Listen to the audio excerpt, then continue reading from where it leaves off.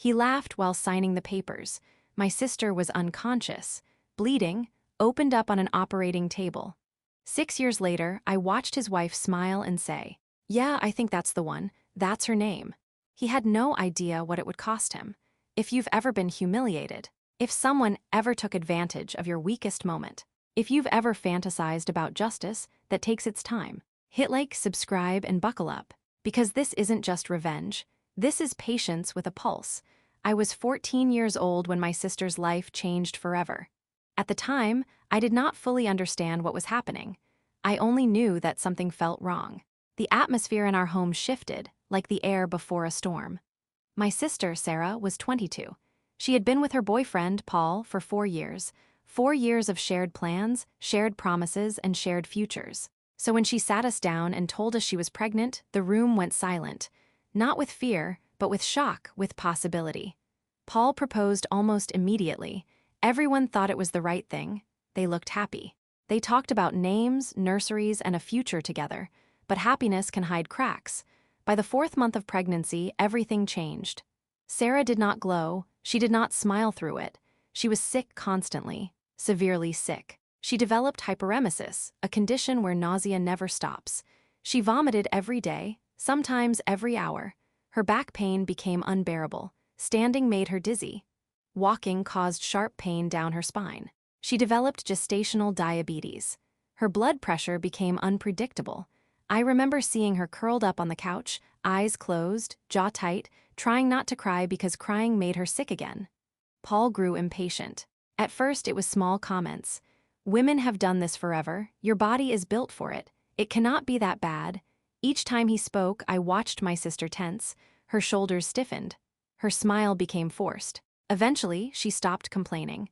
Not because the pain stopped, but because she realized no one wanted to hear it. Sarah was due around Valentine's Day. Paul's parents were thrilled. They loved the idea of a holiday birthday. Sarah hated it. Her own birthday sometimes fell on Easter, and she always felt overlooked. She did not want that for her child. She said it clearly. She said it many times. She wanted her son to have his own day. Then Paul's mother suggested something. If you name him Valentine or Valentino, it will make the day special. I remember my sister's face draining of color. Later, alone with us, she whispered that she hated that name. She said it felt wrong. She worried he would be teased. She did not want it. Paul, however, loved the name. He kept bringing it up, repeating it, testing it. Eventually, he agreed to a different name, something normal, something safe. Sarah thought the argument was over. It was not. By February, Sarah was exhausted. She had been placed on bed rest. Standing caused dangerous blood pressure changes. When labor began, it did not feel joyful.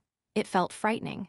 At the hospital, we waited for hours. Paul refused to enter the delivery room. He said it was unpleasant. 16 hours passed. 16 hours of pain. Then doctors rushed her into emergency surgery. Her son was born on Valentine's Day, healthy, crying, alive. But Sarah did not return from surgery. During the operation, doctors discovered something horrifying. A massive tumor pressed against the back of her uterus and spine. It was not cancerous, but it was severe.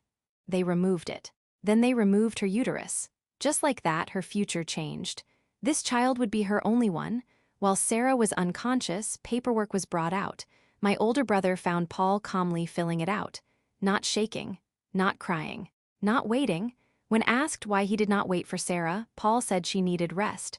What no one knew at the time was this. Paul forged her signature, while she was unconscious, while she was in surgery, while she lost the ability to ever have another child. He signed her name. When Sarah woke up, still weak and disoriented, the paperwork was already filed. Her son had been named Valentino, the one name she begged him not to choose. Paul's parents claimed they witnessed her signature. Nothing could be done. A month later, Sarah changed her son's name. She left Paul. She still offered shared custody because she wanted her son to know his father. Paul disappeared. 6 months later, we learned the truth. He had married someone else. He had been cheating while Sarah was pregnant, while she was sick, while she was suffering, while she trusted him. Sarah filed for child support and moved on with her life. We thought that was the end. We were wrong, because some consequences do not arrive immediately. Some wait patiently. And 6 years later, I came face to face with the woman who had no idea my sister even existed. 6 years passed, 6 years of silence from Paul. Sarah became a single mother overnight, not because she wanted to be, but because she had no choice. She learned how to do everything alone: late nights, school mornings, doctor visits, birthday parties she paid for herself. She never spoke badly about Paul in front of her son. Not once. But I saw the damage. I saw the way she hesitated before filling out school forms. I saw the way she avoided conversations about family trees and Father's Day crafts. She carried everything quietly, and she never once asked for sympathy. Paul, meanwhile, paid child support only when forced. Late payments, missed payments, excuses through lawyers. He never visited, never called, never asked about his son. To the world he had moved on, to us he had vanished. Life kept going. I grew up. I finished school. I became a hairdresser, nothing glamorous, just honest work. One ordinary afternoon, I was working my shift at a local salon. A woman checked in. She was smiling, polite, heavily pregnant. Her name was Jane. I did not recognize her at first. She sat in my chair and chatted easily, like people do when they think they are safe. She had no idea who I was, and that mattered. As I trimmed her hair, she talked about her pregnancy. She loved being pregnant, but it was hard. She said her husband was unsympathetic, dismissive. He told her it was not that bad, that women were made for it. The words made my stomach tighten. I kept my voice calm. I kept my hands steady. She talked about how excited she was for the baby. A little girl, 10 weeks left. Then she sighed. They had not chosen a name. She said her husband suggested many, but she hated all of them. She wanted something unique, unusual, but not ridiculous. She laughed. She did not know she was sitting across from history. I felt the moment open in front of me, not anger, not rage, opportunity. I asked her gently what kind of names she liked. She described exactly what my sister's name was: soft, meaningful, beautiful, so I said it. What about Sarah? The name hung in the air. Jane repeated it slowly. She smiled. She said it felt right. She said it sounded strong. She said she loved it. I said nothing else. I finished the haircut. I wished her well. She paid and left. Weeks later, curiosity pulled at me. I searched her social media. There it was, a baby announcement. A little girl. Her name was Sarah. Paul had a daughter named after the woman he betrayed. He would say her name every day. Write it on school forms, hear it called at appointments. A name he tried to erase. A name he thought he buried. Now it lived in his home. Now it followed him. He would never explain it. He could never admit the truth. And for the first time for a long time, I did not tell my sister what I had done. Not because I felt guilty, but because I wanted the moment to be right. Sarah had spent years rebuilding herself. She went back to school. She worked. She raised her son with patience and quiet strength. She learned how to be both mother and father. Her son grew into a gentle, thoughtful boy. He knew he had a father somewhere, but he did not ask. Children sense when answers will hurt. We still sometimes called him Val at home, a family nickname. He liked it, but he never used it at school.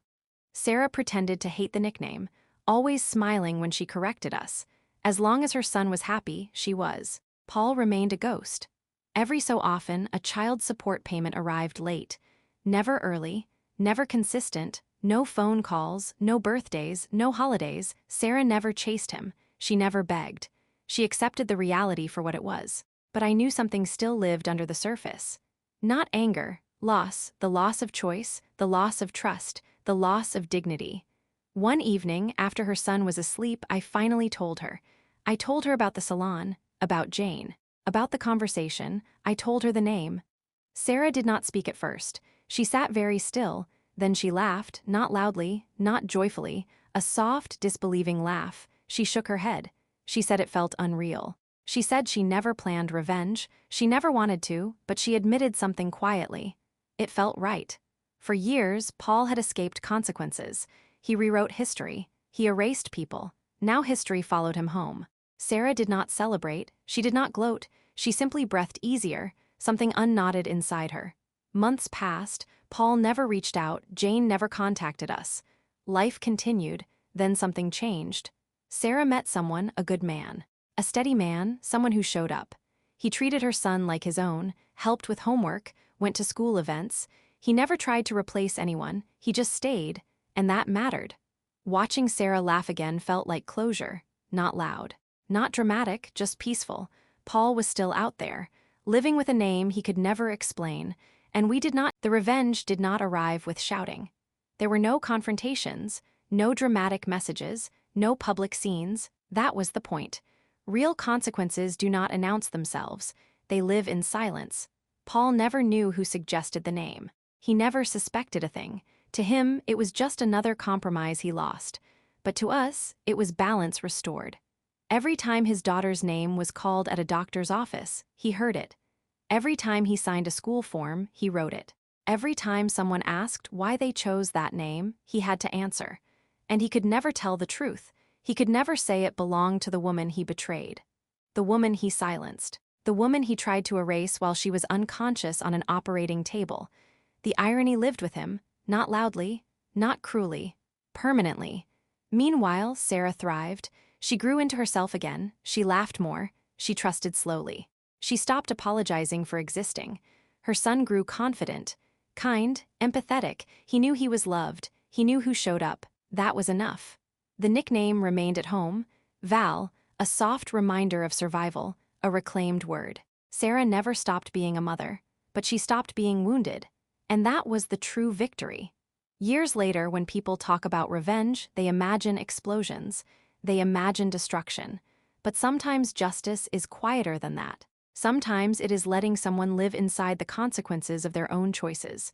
Every day, without escape, time has a way of finishing what people start.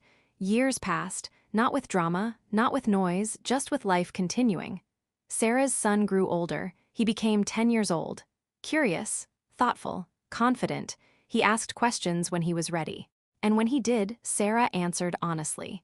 Not with bitterness, not with anger, only with truth. He understood who showed up. He understood who stayed. That was enough. The man Sarah built her life with became more than a partner. He became a presence, a constant, someone who showed her son what consistency looked like. No grand declarations, just daily effort. And that mattered more than blood ever could. Paul remained distant. Child support arrived sporadically. Always late, always incomplete. No visits, no apologies, no explanations, and none were needed, because closure does not come from the people who hurt us. It comes from what we build afterward. Paul still lived with the reminder, a name spoken every day, a name he could never escape, a name tied to the moment he chose cruelty over compassion. He could not undo it, he could not rewrite it, he had to live with it. And that was justice. Not revenge driven by anger, but accountability that endured. Sarah did not win by destroying him. She won by surviving him, by healing, by loving again, by raising a child who felt safe. And that is the kind of ending no betrayal can take away. Some people leave scars, others teach us our worth. In the end, Paul gave Sarah both, and she chose to keep only one. If this story stayed with you, take a moment to like the video. If you have ever been underestimated, betrayed, or ignored, leave a comment and share your thoughts. And if you want more real stories where patience becomes justice, subscribe to the channel. Some stories end loudly, the best ones end right. Thank you.